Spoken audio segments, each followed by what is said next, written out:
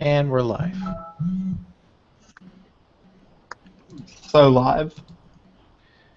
Let me go ahead and social us here.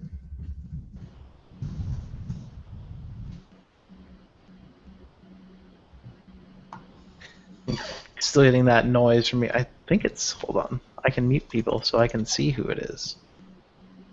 Probably my laptop fan, maybe? That's possible. You're also signed in as Android Police, so it's very hard to pick you from the mute list.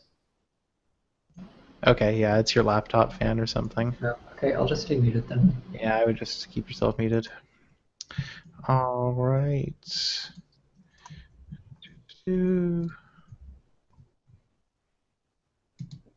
Wow, that Facebook always grabs like the oldest title if you're posting an article that's been published previously.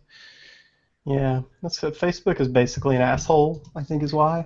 But more like, okay, never mind. Wasn't going to be that funny, and it was going to be very crass. So, okay. We don't have any sounders because I don't have an audio interface to route my microphone and an external source through to do sounders. So we're going to pretend they're there, and then I'm going to add them in when I add the show. Don't tell Bob. I'm going to edit it tomorrow. I'm not going to stay up tonight and edit it. I'm going to do it tomorrow. But, you even got a 3-hour advantage. I do. But, yeah. Holy shit. So there is an ad coming from this tab that I have had open like all day because I haven't gotten around to looking at it yet. Alright, time to block ads on this motherfucker's site. Enable ad block on this page. I am so sorry, but asshole. Yep, that's like a bummer. Seriously. I always allow ads, but when shit like that happens, I gotta block it. Gotta block it. Okay, so can we get rid of the pinkness in the spreadsheet there? And yeah, there's still a lot of pink. There is? Oh my god, why is there so many pink? Well, I mean, so many. There's like 4 actually. It's kind of an exaggeration, I guess.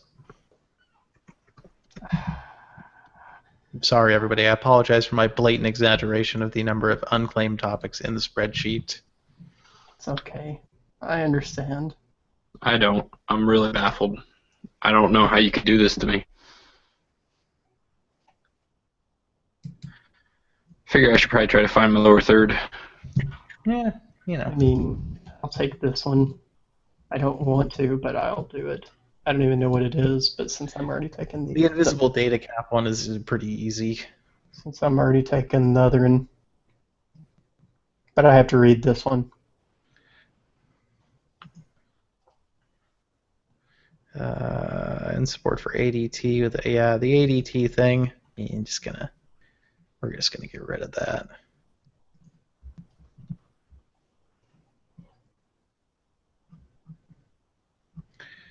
Well, I can take the photos thing. I guess I already know about it.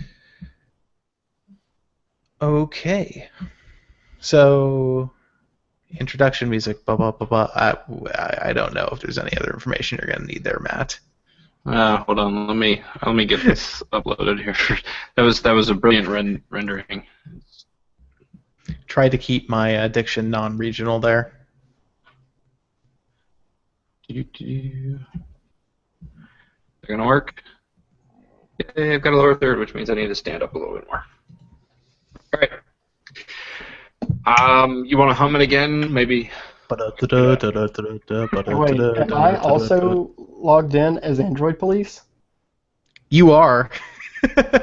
Everybody is logged in as Android Police. Why? Yeah. I don't honestly know. That's a great question. The stop broadcast button. Does that mean if I lock the camera on myself, that it locks the camera on myself? I don't think so, because I created it, and I think it understands that I'm. Because watch, if I switch it to Liam, do you see Liam? No, I still just see me. I don't know what everybody else sees. Oh wait, I have the camera. Oh, we have the. I thing. don't have anything. It's been focused on Liam the whole time, so I have control of the camera. Okay, all right. Because I am some sort of like I don't know. I Sorry, always- everybody. I mean, all three of you. Bob isn't here this week, and things that are predictably would happen are happening. Yeah, like dumb stuff mostly. So in Yeah. case anybody thought that the reason we had technical difficulties had anything to do with Bob, I think you can very plainly see that no, it's not a Bob No, thing. it's Matt's fault too. It's an Ohio thing. Just the whole state is screwing up Hangouts for everyone. Indeed. All right. So yeah, are we good to do it? We good for the intro now? Yeah. Do you want to just do the quick hit on? Oh, okay. Yeah. Simple. Yeah. I should start recording too. That'd be a good idea. That would be good. Recording is better than not. It's true. I've heard that before in recording. This week's Android Police podcast is brought to you by Simple Online Banking. Check them out at simple.com/Android Police to help support the show. Welcome to the Android Police Podcast, your weekly audio source for all things Android. It is Thursday, July 2nd, 2015. I'm your host, Matthew Smith. I'm David Reddick. I'm Cameron Summerson. I'm William Spratland. And Bob's not here to press buttons. I was He's waiting not. for... There are no buttons to be pressed. I was still- sad for a moment there because I was waiting. I'm waiting for Bob to come in and tell us how many buttons he's pressing and how hard he's pressing them. And I feel really weird. It felt weird doing that dry. It Like, felt with almost no- depressing. yeah, it's very sad. I feel slightly nude. I brought as much energy to that intro as I could without the music. So I'm giving it all she's got. I could have like hummed it. I should have done I that. think you just. Is that right? You know what would be awesome if you could do this. If you could do this, David, it would be awesome if you would just like intro the intro with what Cam just did. Okay, I'll just put that on loop for like 20 seconds. And then come in with the real thing. So you guys are all seeing behind the I'm curtain. probably actually going to do that now that you've mentioned it because I'm editing the show this week. Bob is out in the wilderness with some young children. He's actually You know, it's like that is a completely 100% true statement, but damn it, it's just funny when worded like that. To be fair, they're teenagers. They're not that young. So Oh, so they're all. I'm not gonna go there. I almost. he is at a Boy Scout expedition with his son. So we are covering for Bob this week. We are all Bob. we are all Bob. Yeah. And if Bob were here right now, this would be the point in time when he would pay the intro to Code Google. He would. Yes.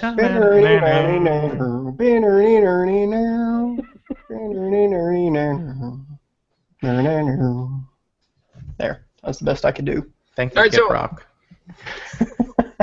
Wait. We don't have any app updates. Sorry. We don't. I mean, we could put one in there if you really want to do Kid Rock. But in the meantime, Code Google. So a lot of bad news to start off the Code Google this week. Starting off with some complaints folks are having about the new unlimited and totally accessible. You can put as much as you want on their Google Photos, which maybe might be too good to be true. What's going on there, David? I don't know if I'd call it bad news so much as mildly irritating.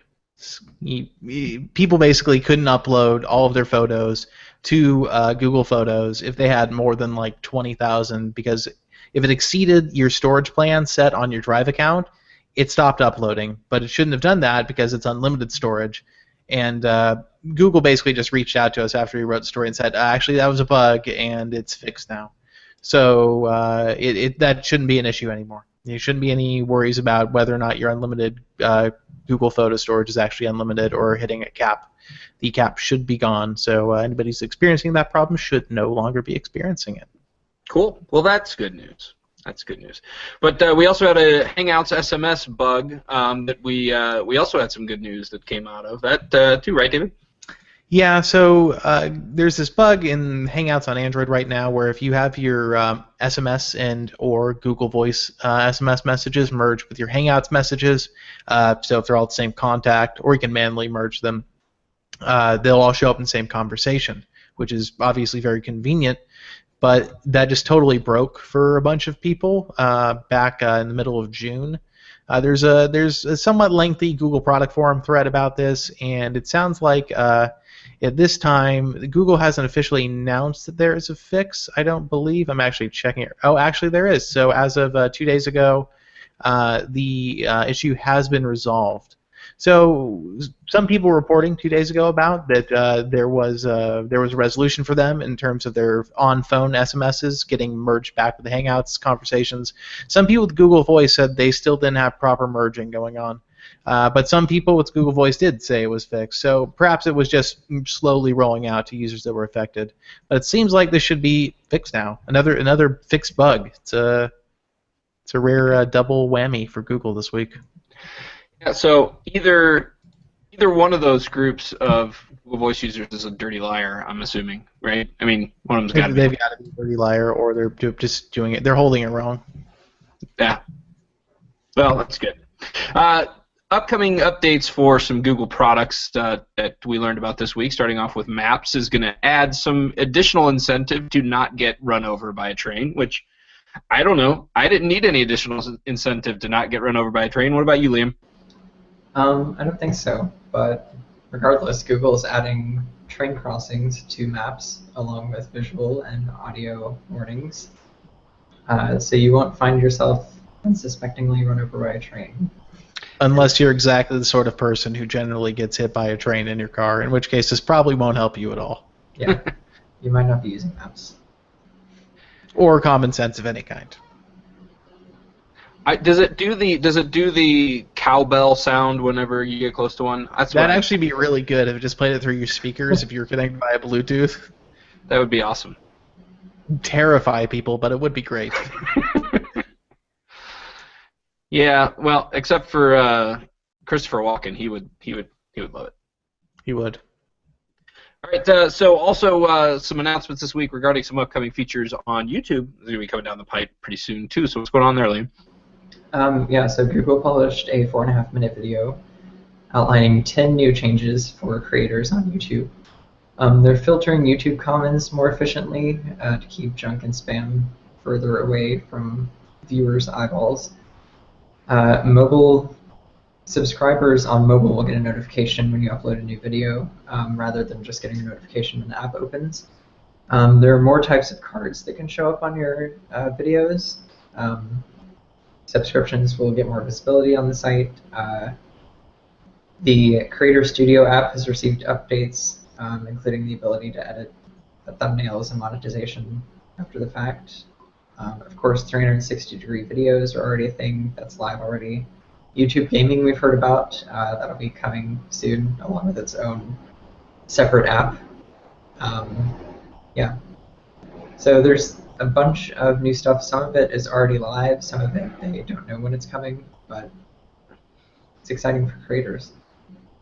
Yeah. Another one of those things I know is already live too was subscription notifications outside of the app, because I'd been getting those for probably 2 weeks now. I think it's been a while, so I think some of the stuff is just being rehashed and some of it's new. I actually haven't started getting the subscription notifications, and I know this because I would have disabled them if I was. It's not the kind of thing I need notified of. I don't know. Maybe that's just me. I don't know. But maybe it is. Maybe it is. All right. So Google Voice Actions also got some new functionality that we're seeing come to light. So what's going on there, David? This is kind of new. So when we posted this, everybody said I've had this forever, but I think there's some nuance to what the feature is. So basically, if you say, "Okay, Google, play AC/DC," typically Google would ask you, "Okay, you want to play music? What app do you want to launch?"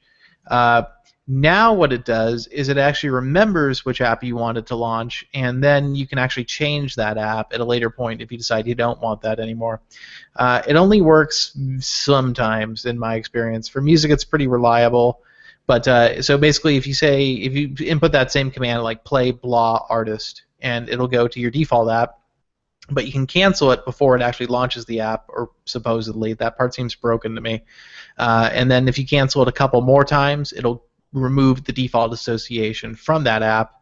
And you can also just switch the default app anytime you do the command and then pick another app, and that'll become the default app. It's kind of weird, but it makes sense that it should do this, learning default behaviors with a little more nuance, I suppose. Launching apps with your voice isn't new. That's not what we're saying is new here. It's the fact that Google remembers which one you wanted, and then it can disassociate which one you wanted if you also want to switch default apps. So we're pretty sure that part is actually pretty new. Well, it sounds pretty useful either way. I mean, not having it open AC/DC every time you want to listen to music, but obviously that's not what it's going to do. But all right, moving on to some products that have been maybe put to an end. Well, definitely the first one, Photograph, which never really even came to light. We had a story about it a while ago, but this never actually made it out in the real world, did it, Liam? Yeah, so Tablescape was an app where Google wanted people to take photos of their food and share them to the community. It was in an experimental phase when we wrote about it at first, but now it looks like it's dead. So after all that testing, they've said, this is not going to come out as its own app, but you might see its influence in other future apps. So Google said not to give up on taking pictures of your food because that might be part of future plans. Don't give up on taking pictures of your food. Right. Because, I mean, Instagram still exists, so... I wonder if it's just going to become a thing where like Google Photos identifies so you took a picture of food, and some special food-related options will then appear for your tagging and categorization enjoyment. Possibly, because that was kind of the whole thing of the community was choosing, like, oh, this is spicy, Yeah. tags. I could see that it being integrated as a feature. As an app on itself, it seems a little weird for Google. I wonder if people are going to get offended if you take a picture of Japanese food and it identifies it as Chinese food. That would be, well, I don't think they'll get quite that specific. Okay.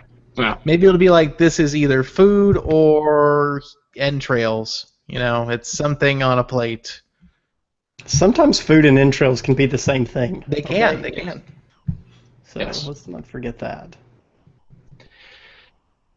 all right, and lastly, Moto 360. We've seen price drops floating around, but now it looks like it's officially on its way out, it would seem, because price drops are everywhere now. Officially everywhere. Like every possible where. Right, Kim? Yes, 150. That's it. If you want a 360, 150. But then you risk getting. I mean, you're not risk getting the older model. You are inevitably getting the older model because a new one is most definitely coming with a price drop like that. Would you suggest anybody out there, if they were just interested in just kind of trying out their, whether they like it or not, do you think it's a good deal? I mean, there was all those really cheap G-Watch deals where people were just kind of snagging one to see if they were interested in the whole thing. Yeah, that was where it was at. I mean, $50 for a G-Watch just to see if you like Android Wear, totally worth it. But I feel like $150 is less of an impulse buy because, I mean, there are deals on Android Wear watches all the time, and you can get a lot of the other ones for $150. So, Yeah. I don't know. I mean, I guess if you really want a 360 and you've been waiting, I mean, if you really want a round smartwatch, the G-Watch Urbane is the way to go, not the 360. But it's a decent deal. I wouldn't buy one, but it's still a pretty good deal if you just have your heart set on a 360. Yeah. But what's the G-Watch Urbane? 3 times the price of this? Yeah. It's pretty what, expensive. $300? It's $350, or is it $400? Oh, 350, right. $350. Yeah, that's a pretty big jump. I guess if you really want a round watch and want the best price, that's the way to go. All right, let's move on to Carrier 411. This is where the music would go. This is right here. Right here, and here it would end. Right now.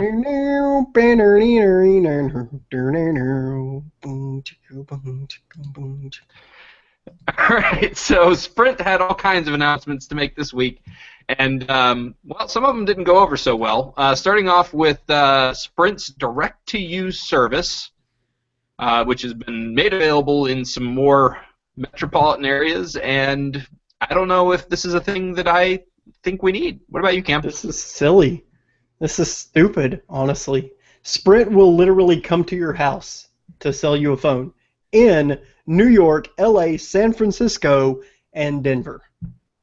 I mean, like, New York, LA, San Francisco, okay, I get it. That's where things usually happen, initially. But Denver, that was just like out of nowhere, Denver. So, but yeah, they'll come to your house. You can make an appointment. They will come to your house and bring you phones and a contract. And why? I mean, I don't understand. Do you have to pick out your phone ahead of time, or do they bring a variety of models for I you? imagine they bring a variety of phones with them. This is just so. It's so dumb. It's just Sprint. I don't like. Somebody was trying to say, well, it's like for busy businessmen and stuff, and I'm like, what busy person wants like to wait for a person to come to their home, give them a phone, probably show them how to use it in a mostly unnecessary and superfluous way, and then sign all the paperwork in person when you can just do it all on the internet? Like, Yeah. you'd have to either be extremely lazy or really old and lonely, and I think it's mostly the latter.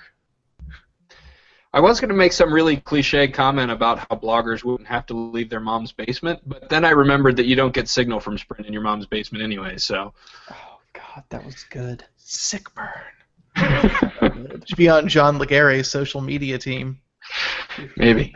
You probably should. I'm pretty sure John Legare is his own social media team. I'm pretty sure he is too. He doesn't need any help. He's got that whole He actually thing. sends emails from a social media team account to himself making suggestions.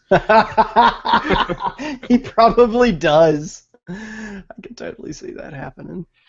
All right, so in other really, really dumb Sprint news, we found out that their new all-in plan has a pretty dark secret, right, David? It did have a pretty dark secret, and then Sprint was like, no, there's no dark secret here. We got rid of the dark secret. It's gone. There might be slightly darker secrets, but we won't tell you about them. So basically, Sprint came out with a new unlimited plan, and unlimited in the sense of, like, if there was, this guy at Taco Bell who was like, hey, what if we call them beef tacos, but they're actually only 5% beef? I mean, who's going to know? And in the same way, Sprint decided, hey, what if we call it an unlimited data plan, but we throttle their video streaming to 600 kilobits a second? Who's going to know? And everybody knew immediately because they put it in print on the internet, and then everybody proceeded to copy that print and put it on other parts of the internet. And the Beyonce effect, as we know it, kind of moved on from there. So I guess it wasn't the Beyonce effect. That's wrong. But basically, Sprint got an earful, many ears full, for this extremely stupid practice and how dumb it was. And then they retracted it, and Marcelo Clar said, oh, never mind, we're not doing that thing. We're so awesome. Why would we ever do that to people? That's what jerks would do. And then he proceeded to bash John Legare on Twitter in a teen angst fit of rage. Yeah, I want to read that, actually. So I want to give the play-by-play. John Legare. First of all, he was all like, and then he was all like, oh wait, Yeah, that's something like that. John Legare, he started it. I give credit to Sprint for swinging the bat when they do, but all in is a swing and a miss, guys. Hashtag Sprint like hell. Okay, so apparently Marcelo got really upset about this, so he goes on this 1, 2, 3, 4, looks like 4 tweets. I don't know, I can't count.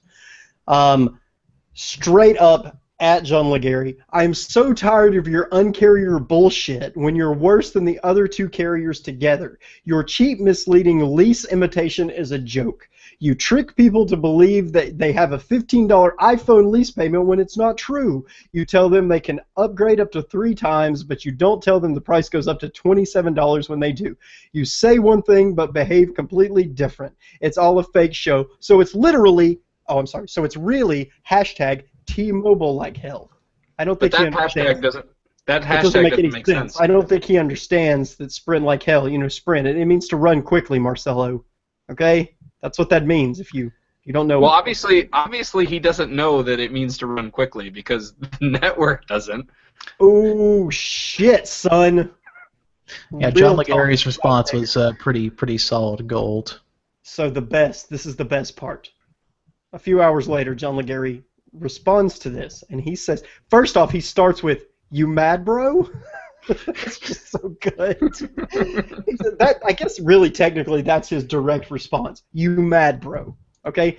And then he says, "I think I hit a nerve at the end of the rough week. Maybe end of the queue is a hard day over there." So T-Mobile's That, number.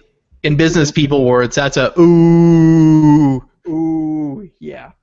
And then he says, "Isn't it cute that Marcelo's been following me on Twitter since joining? Now he's starting to sound like me to get attention. It's working." Oh, man. Dude. That really is cute. I think that's precious. Yeah, I think the rule basically is that only one given carrier CEO is allowed to be kind of a dick at any given time. Otherwise, everybody else just looks like they're copying him. And that's exactly, yeah, that was just straight up. I mean, that was, oh man, it was so good. That was my highlight of tech news for the entire week so far, I think. Some sweet, sweet burns. Those burns were Pretty good. Pretty good. What in the world was that? That was my stomach. Cameron Semick, do you have any other thoughts on John No, Legare I was like, and Marcelo when it Clark's happened, feud? I was like, damn, I hope my mic didn't pick that up. It was way too fucking quiet. My bad, guys. Apparently, I am hungry. Apparently, you are. Oh, All right. Well, let's take a minute now to thank our sponsor. Yes, Android Police's sponsor this week is Simple Bank, or not Simple Bank, Simple Online Banking. We won't use this in the recorded version of the show, so don't worry. We would, if you actually listen to the recorded version of the show, we'll have an interview with Simple's Android engineers in which we ask them some questions about the app and the development process in general, and developing on Android, and we're going to be airing that the next few weeks. But Simple Online Banking, if you don't know, it is a great way to manage your money online. It works similar to a bank account, but your money is actually backed by a separate bank, and Simple is a piece of middleware that helps you manage your money. So you can save for goals.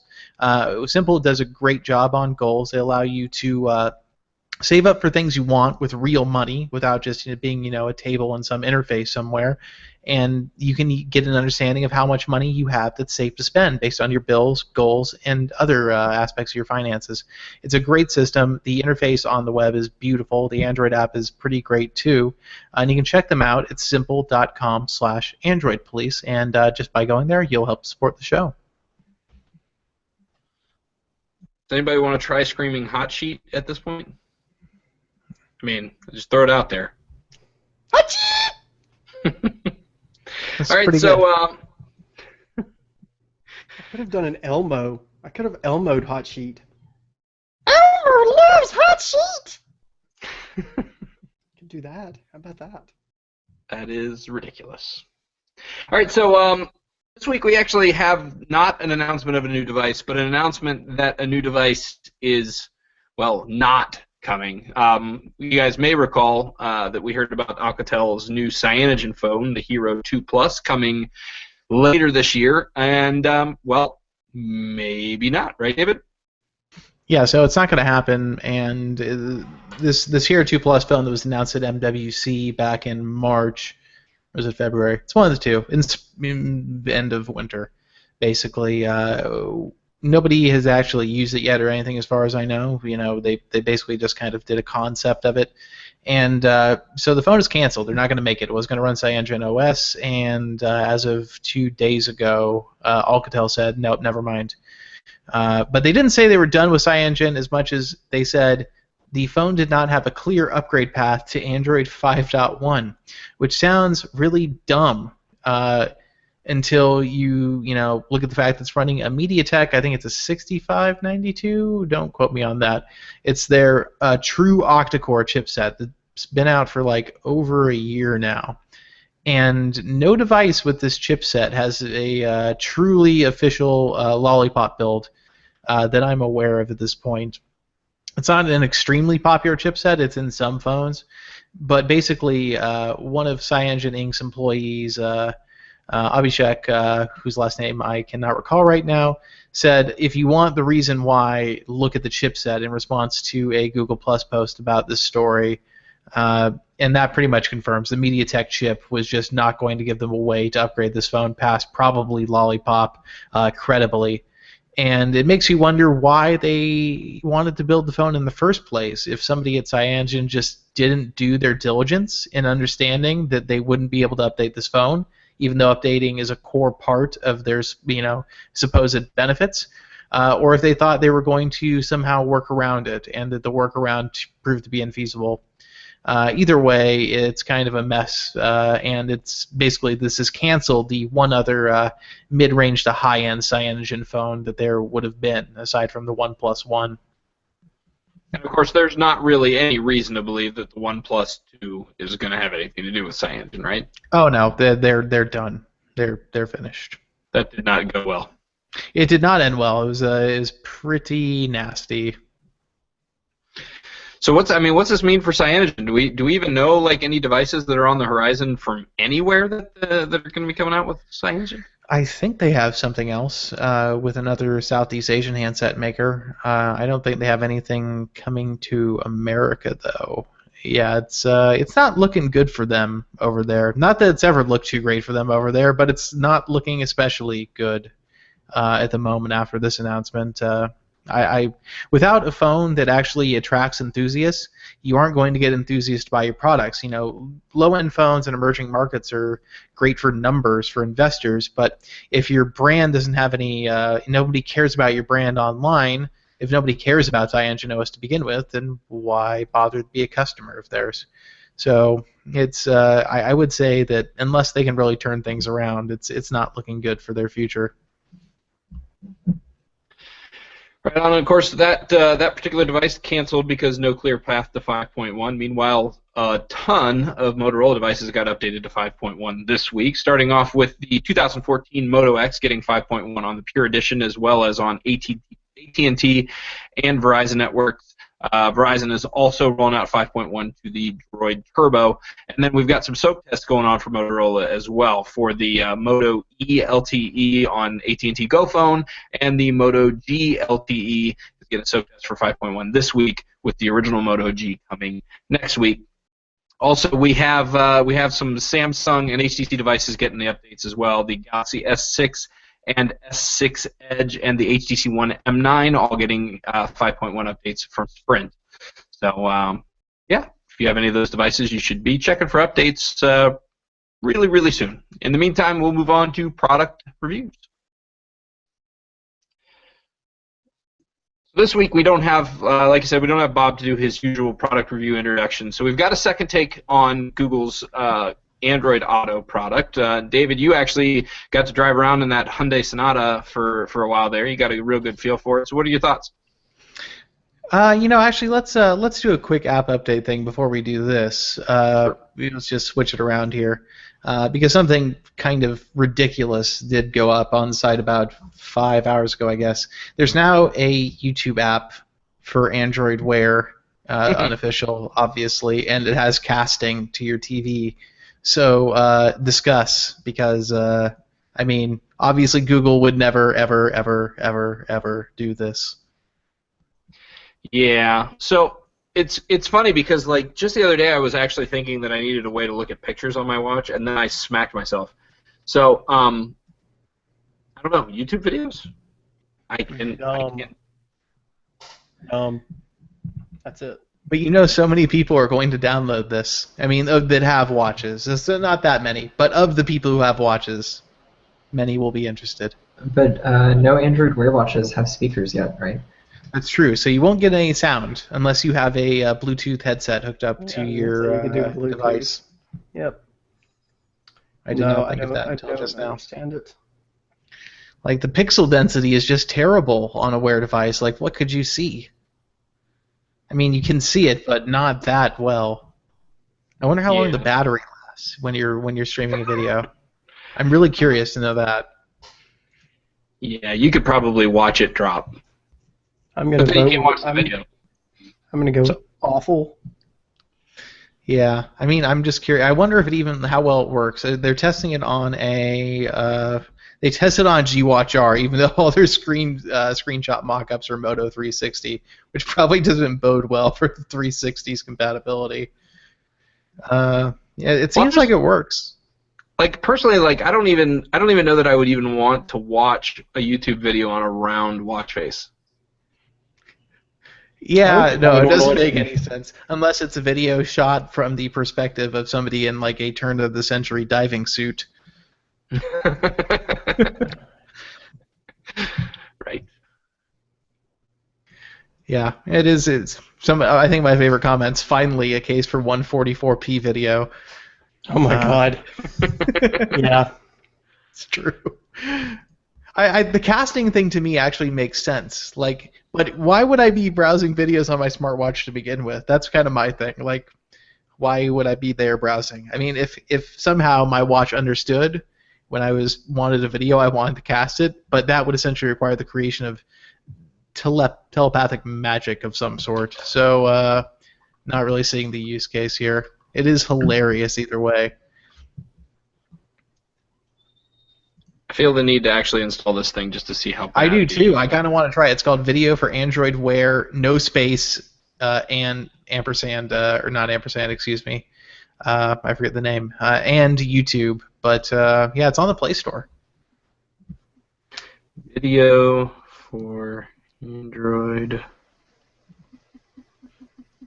It works with Gear Live, G-Watch, Moto 360, G-Watch-R, Smartwatch 3, ZenWatch, and Watch Urbane. Huh. And of course, it has a stellar 4.3 star review so far.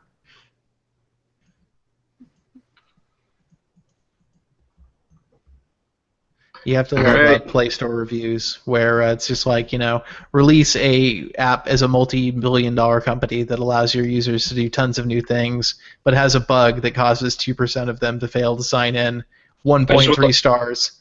Release crappy YouTube app for Android Wear, 4.3 stars immediately. I would like to point out that Artem has +1'd it. Of course he has. He plus ones everything. Every Artemis app plus one. I want to know what percentage of the Play Store itself Artemis plus one, because that is probably the percentage of legitimate apps on the Play Store. That's how you know which ones are just rip-offs and fakes. Google should publish that list. What Artemis plus one? It would be a great list of apps, actually. Probably. I mean, there'd be some terrible ones, but they'd mostly be pretty good. yeah. All right. Well, you can apparently. Okay. Let me see how this works. So, all right. It's got my subscriptions on here first, so I'm gonna try playing CGP Grey. Oh no, I can't do that unless I pay $2.99. So I'm not doing that. Well, that's fun. So apparently you can't send things. See, I don't even understand how this works now.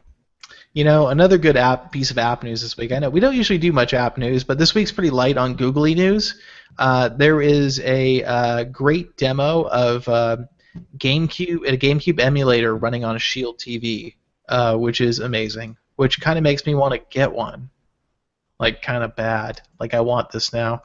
I'm gonna guess controller support is iffy, and some games probably run pretty crappy. But the demo video is very impressive. So this is the Dolphin GameCube emulator that they're using. But you should check out that post. It's pretty neat. All right. Well, this hasn't made its way over to my watch yet, so unfortunately I can't really provide you with any user experience right now. Maybe later on in the show. Oh well. But again, I'd check out the Dolphin thing if you're a fan of GameCube because it looks awesome. I would say that might actually be a reason to buy a Shield TV in and of itself. Being not much of a fan of Android TV in general, this looks like a really good justification. If you like GameCube games, which I suppose is not going to be everybody. So far, I haven't found a single thing that you can do on here that doesn't require you to buy the full version. I mean, I guess, yeah, it is just wants you to buy the full version, so that's fun. And it's got a 4.3 rating. All right. Well, anyways, did you want to say anything about your Android Auto experience, David? Or We can briefly go over it. I would say that if you are in the market for a car in the next year or two and you're thinking to yourself, well, do I want to wait and get a car that has Android Auto? As in, I don't want a Hyundai Sonata for reason X, Y, or Z, but I would like another car that does have Android Auto because I'm going to get a new car. And that is probably point one. You have to get a new car to get Android Auto unless you want to install a Pioneer head unit, and I would not want to do that because I just don't think it's good value for money. But if you want a new car, I drove the Hyundai Sonata, the Eco version, which is actually really fun to drive compared to the regular one. But don't want to talk about that on the show, really.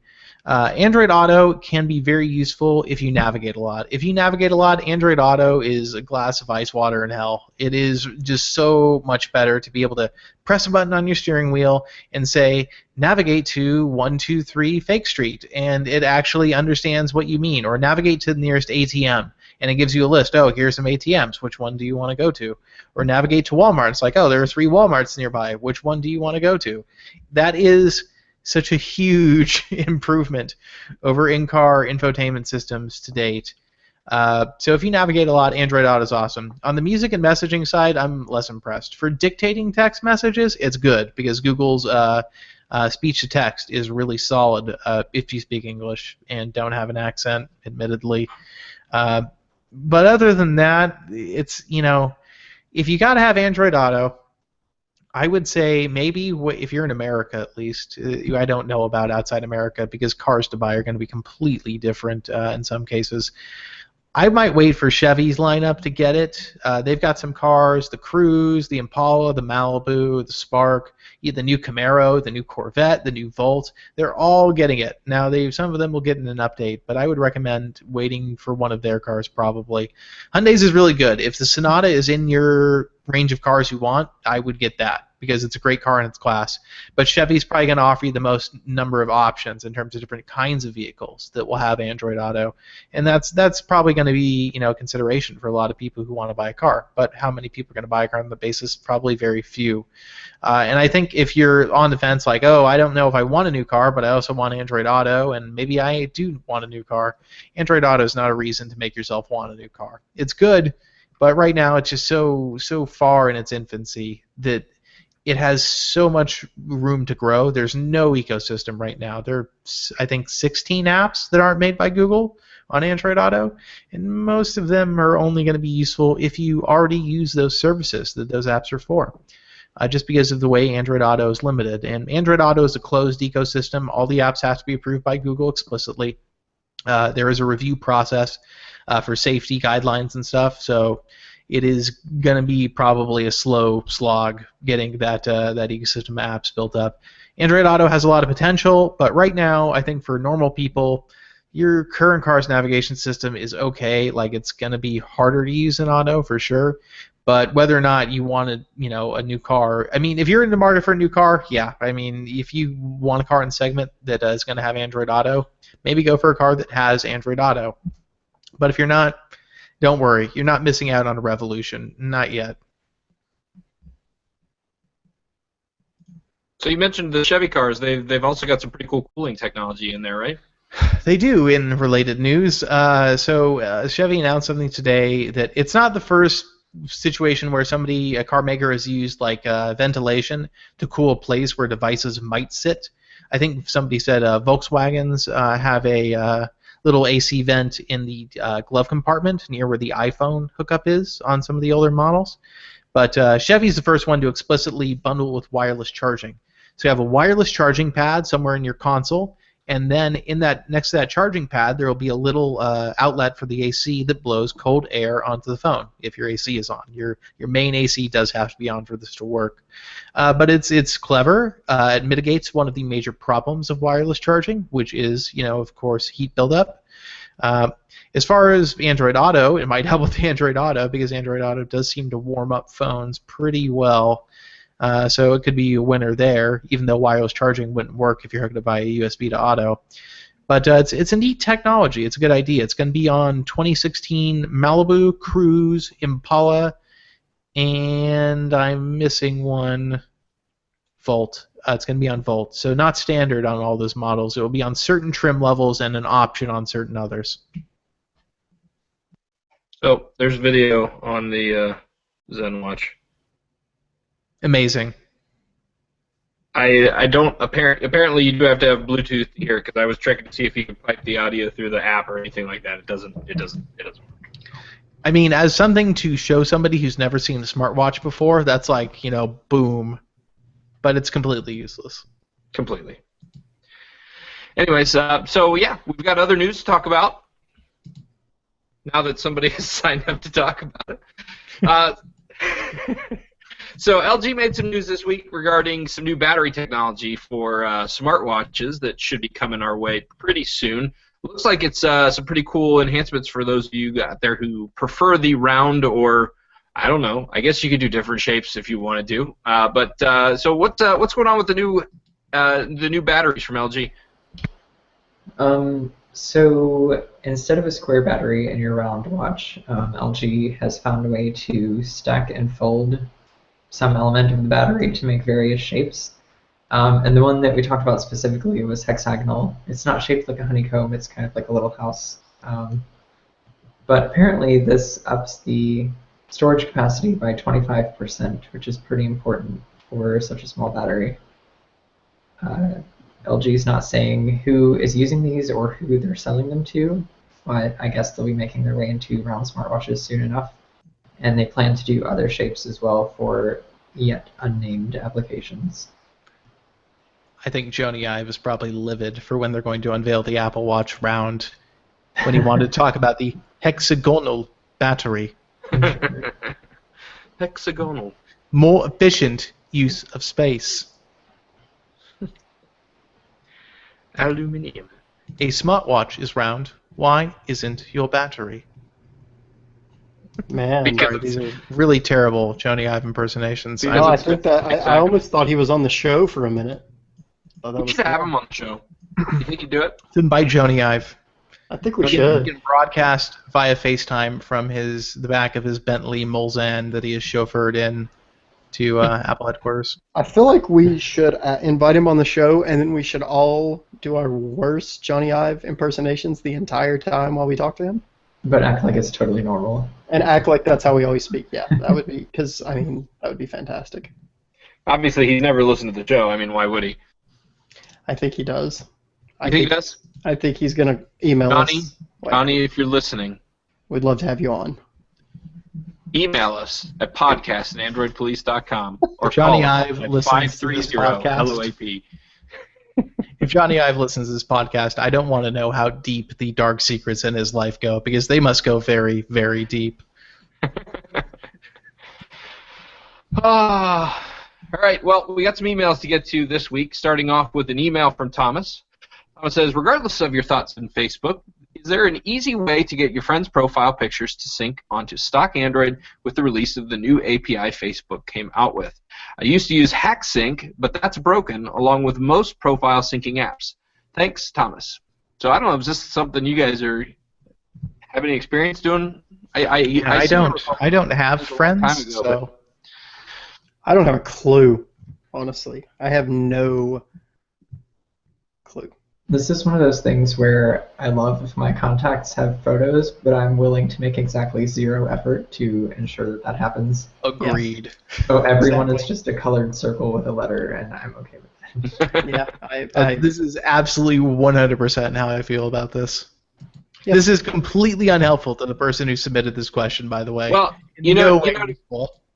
to be fair, you guys probably switch phones around often enough that it really doesn't make a lot of sense to put effort into doing anything with your contact list. Yeah, it's true. When I had a single phone, which the last time I had a single phone I had used for a long time, was probably like 2012. But yeah, I would care about this kind of stuff. Now it's like, no, I don't care at all. I have better things to use my time on, which sounds really jerkish and mean, but it's one of those things you just don't think about. We're terrible people to ask that, generally speaking. All right. Yeah, I used to do the whole syncing of contacts thing. What I found is when you sync enough contacts, your contact list becomes useless. because you would have like 4 different copies of your mom, and then you'd have to like merge them all together, and it was just a bunch of garbage. So sorry, Thomas. I know that's not very helpful. I don't know. Maybe come up with another question we we're excited for next Hey, if time. you can keep stumping us week by week, I'll give you a $10 Google Play gift card. Hey, you know what though? The last time we got stumped on the show, somebody emailed in like the next day with a really good solution. So we'll keep our eyes Hey, open that's for good. that. If we Everybody got else, something for you next week. help us answer this and Yeah. make us look smarter than we are. Yeah, that's right. All right, so next we got an email from Kyle. Actually, Kyle was on the show one time, a long time ago, when we had the whole guest host thing going on. So good to hear from Kyle. It says, "Greetings, AP. My question is about USB Type-C connectors. I'm excited to get an Android device. I'm excited about Android devices hopefully soon getting the new connector type. I'm going to try to hold off on getting a new device until new devices start having the connector. It's been a while since I looked at the specification, but my question is about Android phones using the connector as just a charging port, or fully using the capabilities. For example, do you think the next batch of phones are simply going to use USB 2.0 devices that use the USB-C charging connector, or do you think any new devices will fully embrace the spec and have USB 3.0 capabilities along with video out and higher wattage benefits? I know it seems like a minor issue, but I'm getting tired of all my devices having different USB orientations and having to try 3 times before they plugged in. Thanks. Officer Kyle from Jacksonville." It's a new standard. It's going to be a complete mess in terms of who supports what. I guarantee it. For like the next 2 years, it's going to be a nightmare, and then it'll sort out. But yeah, the notion that everybody's going to support, USB 3.0 speeds, or if everybody's going to support USB 2.0 speeds with full speed charging, or some kind of half speed charging thing, or if their port's going to support Thunderbolt as well. I mean, that's not on mobile, but on laptops, that's going to be an issue. Whether it's going to support HDMI out, 4K out, or just 1080p, or if you're going to use some kind of middleware solution, it's going to be kind of a nightmare. And it's just going to probably be a case-by-case basis thing. I think the first phones we'll see with USB-C will still be USB 2.0. I don't think they'll switch to USB 3. USB 3 has, as I understand it, some hefty licensing fees that go along with it, or something like that. Because anything that is USB 3 is insanely more expensive than anything that is USB 2. I don't really have anything to contradict that. I suspect that eventually we'll see some full functionality, but yeah, I agree. It's going to be kind of a mess. If you think about it, there's been some standards for things like MHL and other things that could have very easily been adopted widely in Android phones that just showed up here and there and just never really caught on. Micro HDMI, stuff like that. So I don't know. I think we'll get there, Kyle, but I think it's going to be. Getting to the connector, that's just step one. We need to get to the universal connector. Once we're there, then we can start talking about what supports what. But you know what? It's going to be a mess because there's going to be an issue with getting suppliers that can make them, who's ready for mass production on the ports. What's going to be the most economical way to license the features? Which features do you want? Which features are going to cost to develop? Which features does Android support completely out of the box? There's going to be a lot to account for. USB-C is going to be great when it comes, but it's like any new port standard. It's going to probably have kind of a messy, first year or so, just as everybody decides what consumers want and what they need, what they don't need, what they don't use, and what the advantages and disadvantages of the standard are. I think there is a huge interest in the standard, though. Everybody wants to switch to USB-C. There's no doubt about that. I think even Apple might switch iOS devices to USB-C. They seem to be on board with the standard in general. So I think we will see a lot more unification in ports in the next couple, 2-3 years. I think it's going to be way better than it was, 3-4 years ago. All right. Good deal. Well, make sure you guys are checking out androidpolice.com/contests. There's things going on there all the time. None right now to speak of, but like I said, keep checking it out from time to time. Get yourself entered to win some cool stuff, cool prizes along the way. With that being said, unless anybody else has got anything to add, I think we're time to cue the outro. All right, so thanks everybody for listening to the show this week. We appreciate all of your feedback. So you can email us at podcast@androidpolice.com or give us a call at 530-HELLO-AP. That's 530-435-4959. 5627. You can also find us on Twitter at Android Police and Google Plus and Facebook.